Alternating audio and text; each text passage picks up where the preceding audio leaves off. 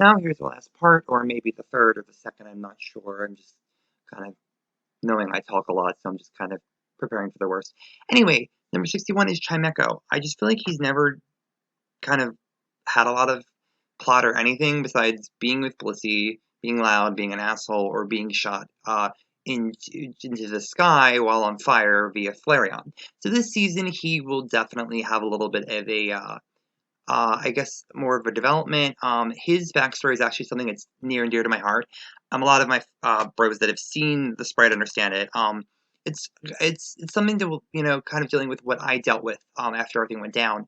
Um, and I think that that's why was very excited about his backstory and his pre episode because I it's dear to my heart and I'm very excited about bringing it to the limelight. So anyway, I'm excited to at least bring his backstory. How far he'll get, I'm not sure, but we'll see.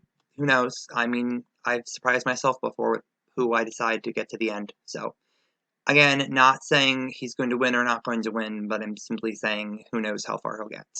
Number 62 is Bronzong, another character which I feel like has just relied on another character. He was always behind Espeon, you know what I mean? And like and I feel like even in season 3 when he was eliminated to spite Espeon, it still wasn't fair. I mean, if anyone was to go down that season, it should have been Umbreon.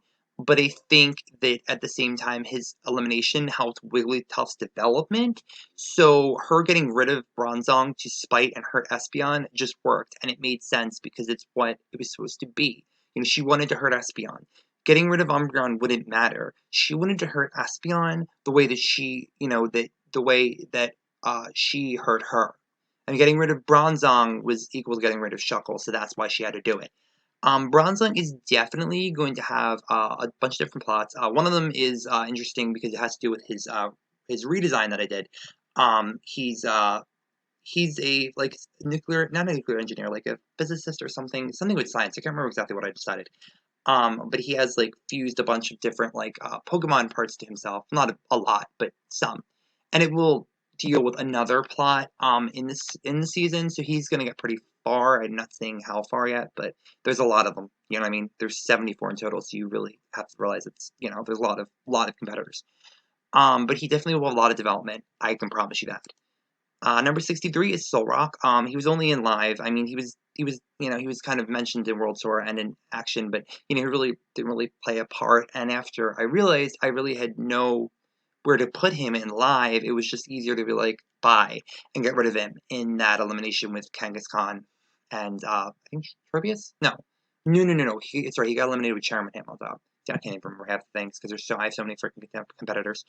So Rock is definitely gonna have development. I don't know what yet. I mean, I'm not planning on making him cannon fodder simply because I want him to get development. So we'll see what happens. I'm planning on giving him some development. I'm just not sure what yet. Stay tuned. Number 64 is Kangaskhan. I had to put Kangaskhan in this. I just had to. Again, like Solrock, she's only had one season, and I want to play around with it. And one of the plots is going to be fun because probably ever go mega at some port at that point. Probably early, and I may actually have just like the Kanga baby just kind of run off, and that may be part of the plot. Like she's constantly looking for her daughter, so we think that would be fun in itself. And then I don't know, but we'll see what happens. I've had ideas about what I want to do with her, and how she'll be in an alliance and all this stuff. So we'll see what happens. Stay tuned, guys. 65 plus Lin Minun. Now I don't know. I wanted to bring them in because I thought it was adorable, but then like after like 15 episodes, no, maybe like 10. I was like, why are they still here? Because they have no plot and it makes no sense. And it was probably one of the reasons why I got rid of Minun over Musharna, because Musharna was fun to make fun of, especially in the cosplay challenge when she left, because Minun really didn't do much. So, I mean, I really pulled Plusso's elimination out of my butt, honest to God. Like, I was just like, alright, well, how can I eliminate him, and would it sound kind of funny? So, that's kind of how I came up with even cursing people out in his sleep. I don't know, kind of pulled it on my butt. Now it's a fact on the character that makes no freaking sense. They're going to come back. They are going to be, I wouldn't say big characters, but they're definitely going to have plot development. I'm going to develop them separately. I'm not saying if that means one will get eliminated before the other, but they definitely will try to become their own people. So that's what I want to do. Number 67 is Tropius, our lovely airhead model turned villain. Kind of like a Justin kind of thing, but he's a lot smarter than Justin. I still love Justin for Total Drama. I just hate how they... Okay, well, I'll get into a rant over that.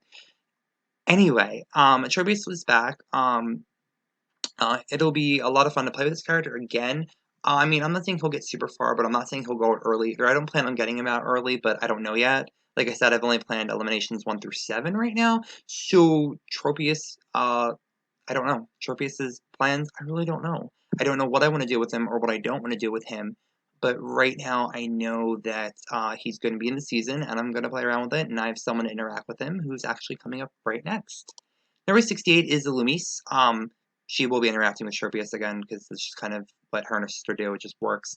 But she will have a bigger role than just flirting with Tropius this season. It will be more of a big role. Um, I mean, she's the one I can spoil. It probably would be best. She's gonna be one of my villains this season. I don't know how big of a plot, how big of a part she's going to play being a villain, but she will be a villain. I just don't know how much of a plot she's going to play.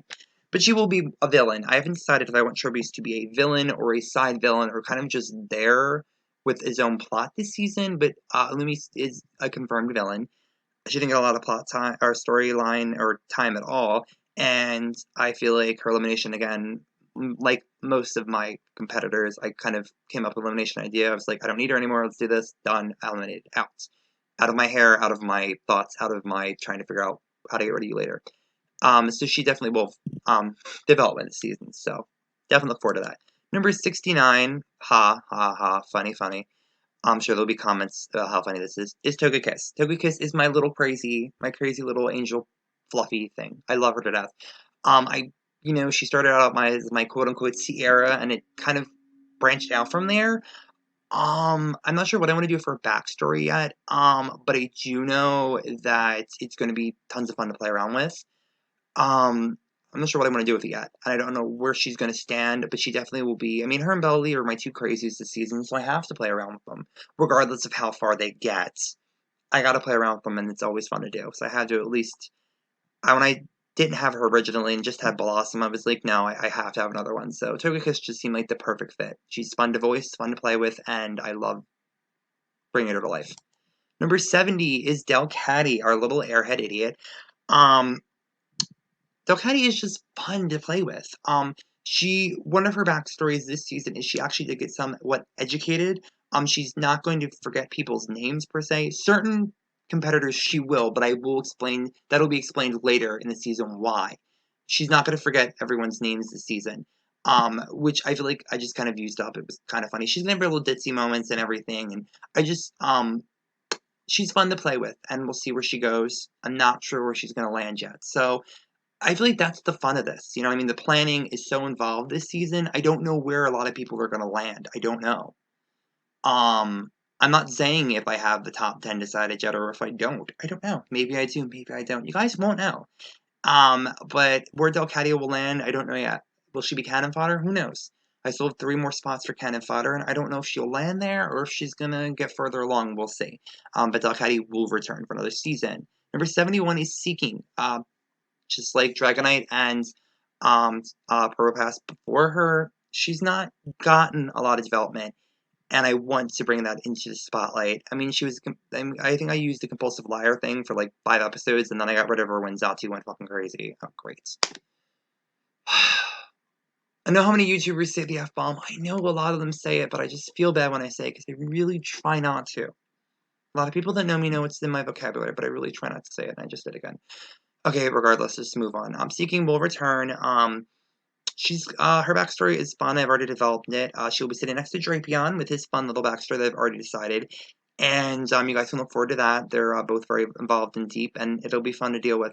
So I'm excited. Seeking's gonna have a major role this season, and I can confirm that right now for you guys. Zatu is number 72 alongside his wife. I feel like beyond the whole X Factor thing, I mean, what did he do in season 3? Nothing. And then he didn't come back for season 4, so you really didn't see much. So this season, he's coming back to be a whole new person, kind of, bring a whole new personality to this and really develop him as a character. So that's something to look forward to. Number 73 is Mamoswine, another character that really got pushed away by the wayside. I thought, oh, I'll put a Mamoswine in my show. Oh, right, I already have 100 plus freaking contestants. But let's add someone else.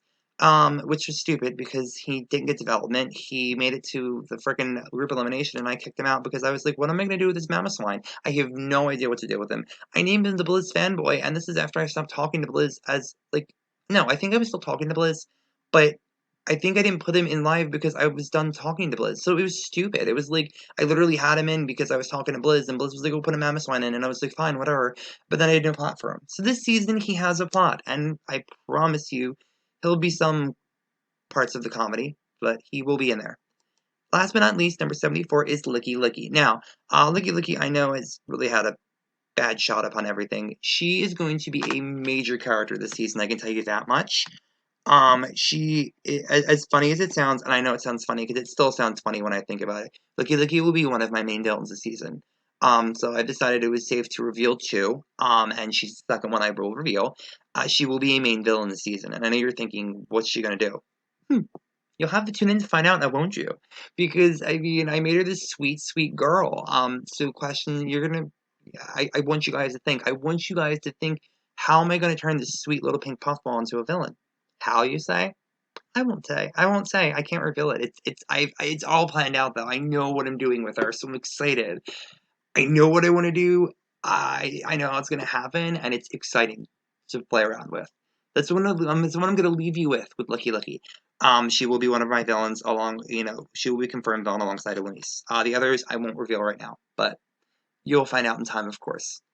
Anyway, that is the end of the countdown. Now, what I was saying before about end of the video. Now, what I want you guys to do is, there will be a lot of parts and eliminations this season for Total Pokemon All Stars. It will be votes sometimes. It'll be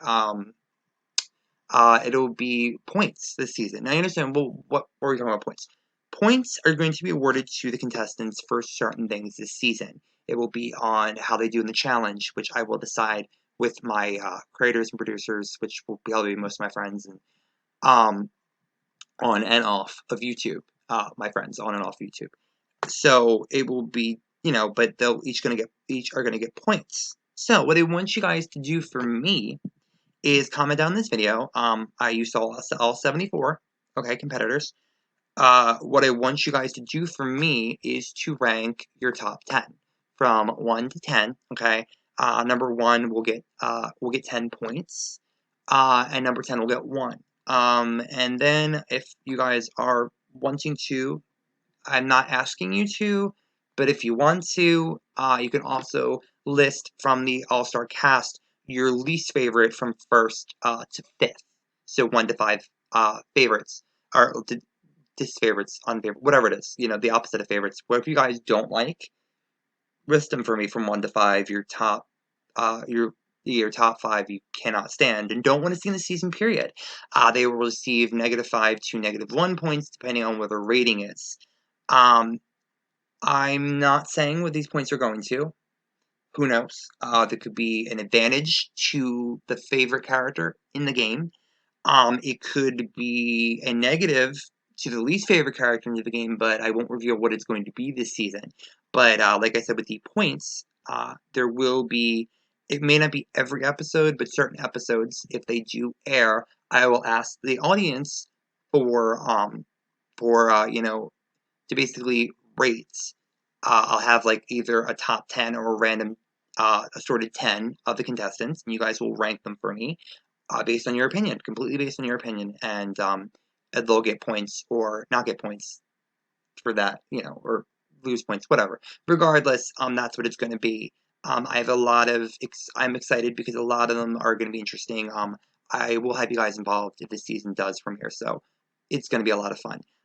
That's it for this video. I hope you guys are excited. Sub, like, favorite, comments, you guys know I love when you guys comment. Comment away, please. Rate your favorite, your 10th favorite. Rate your least 5 favorites. Let me know, okay? It could really help or hurt your favorites and unfavorites in the upcoming season. So let me know, okay, guys? This has been Mischievous525, formerly. Now Miss Magius525. Thank you for this very real video recording. I thank my dog. Thank you, Lucky. Thank you so much for being in this video with me. And I will see you guys soon.